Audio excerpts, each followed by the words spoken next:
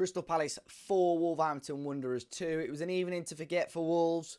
The players looking like they're very much on the beach, to be honest. But a typical sort of end of season performance from a team who haven't really got anything to play for other than pride. And I suppose from the club's point of view, league positions. But we saw a rotation from Vitor today. And I don't know, I think the result could have been very different if certain things fell into place as Vitor probably wanted them to. But we'll get into that obviously in today's video. As always, if you managed to catch the game, let me know how you thought Wolves got on. Hit that like button and subscribe to the channel. Rotated team, as I said, from Wolves. We saw Nasser Giga come in and start today in the back three. Rodrigo Gomez coming in ahead of Nelson Semedo to start at right wing back. Jean-Ric Bellegarde in the midfield. And a rotated front three as well.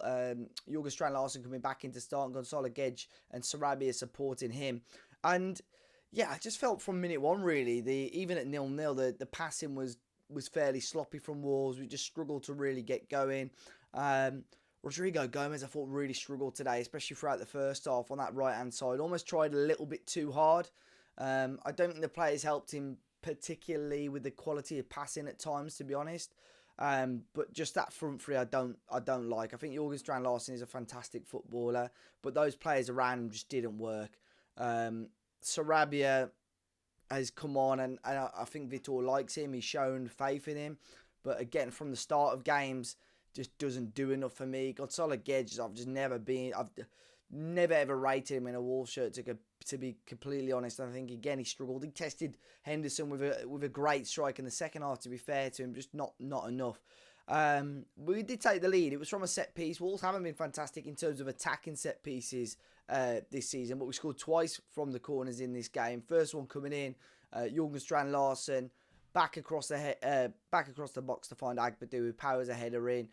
Sort of cleared off the line, I would say, but it did cross the line, and it was in to give Wolves a lead, which was nice. But Crystal Palace came back and equalised quite quickly after. Now, Dan Bentley's going to get a lot of stick for today's game. I don't know if it's all justified. I don't think he had a great game, and I think he'll be a little bit disappointed with his performance. I think the first goal for me, he probably should do better with, but ultimately Wolves have got to stop that ball from getting anywhere near the goal. I think the young lad, is it SA, Romain SA for Palace, does extremely well, but he evades 3 or 4 Wolves challenges, and one of them is Rodrigo Gomez, who I mentioned earlier. We simply have to stop that from getting anywhere close to the box. And once it makes its way into the box, obviously they get the shot away, and Nketiah and Bentley probably should do better with the finish, but I think that Wolves have got to stop it from getting anywhere close to that. The second goal was really poor, just defending overall, the lack, the sloppiness in the passing to give the ball and allow Palace to have the chance, and then the defensive positioning is just simply awful. I think you could really sort of tell that lack of chemistry at times between Nasser Giga and the rest of the back three. Agbadou and Totti just dragged out into the play, and it just leaves a man, Nketiah again pretty much free in the middle to just pick his spot and make it 2-1. And ultimately, when you take the lead in games, and Wolves have done pretty well at this, especially under Vitor Pereira, when they take the lead in games, they just learn to sit down on it and hold that lead. Today wasn't the case. It was almost the opposite. We were just so open. And within 8 minutes, I think after we took the lead, we completely chucked it away, and Palace, regained that lead. The half time, we saw the changes. I think something had to change. I saw Nelson Semedo come on, which I didn't dislike that decision, because I think Rodrigo moved over to the left, and I think he actually looked better on the left in the second half. Aït-Nouri on the right allowed to cut inside and allowed Semedo just a little bit more comfortability on the ball, I suppose, in those deeper areas. João Gomez came on and added that little bit of bite that we needed. But Palace get fairly fortunate with their third goal. Free kick from about 25 yards out. Takes 2 slight deflections. Completely wrong foot Dan Bentley. Again, I think this one is difficult for him. The deflections are horrible.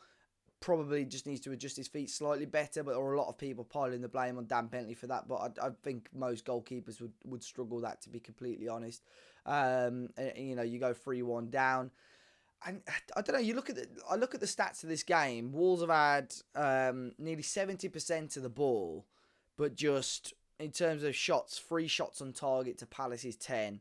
That's not good enough. When you have that amount of the possession, you have to be doing a better job with it, and we just didn't do that today. I felt like in terms of the quality of football at times and the intricate passing, you could see there was some sort of quality there.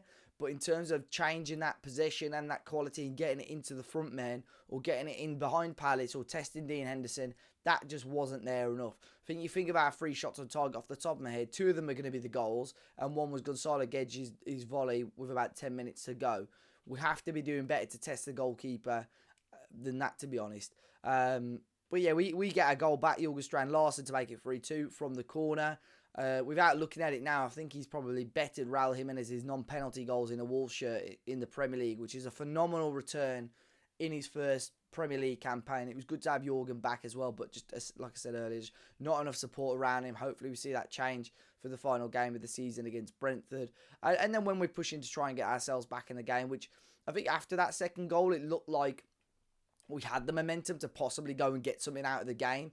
And obviously it just didn't happen. We get caught on the break. It takes a deflection, but I think Ben, again, has probably got to do better than that. And it was always going to be one of those, I think, against Palace today. Was it going to be the hungover Palace, the drunk Palace after their FA Cup win? To be honest, Wolves looked like the drunk team in terms of the quality of football at times. Or was it going to be the Palace that allowed their fans to be the 12th man and carry the momentum of that win and, through? And it was the latter, really. I think, Wolves weren't great. I don't think Palace would be 100% convinced with their performance, but ultimately they got the job done. The atmosphere sounded great, to be completely honest, and I think when you're able to rest players and then bring players like Mateta and Eze on, obviously they can kill off the game and win the game for you. Having said that, we have players like Cunha on the bench who were able to come on, not to his fault, but largely ineffective because we just didn't get the ball to him in the right sort of areas again. But that's just got to be addressed for me. Yes, we can have all the possession, but we've got to land the killer blows in that final third. We've got to find a way. Yeah, maybe it was a low block because you think when you have a lot of possession, you're probably playing against a team in a low block. But how can we pick apart these defences and land the killer blow? Wolves just weren't able to do that today. But it's finished Palace 4, Wolves 2.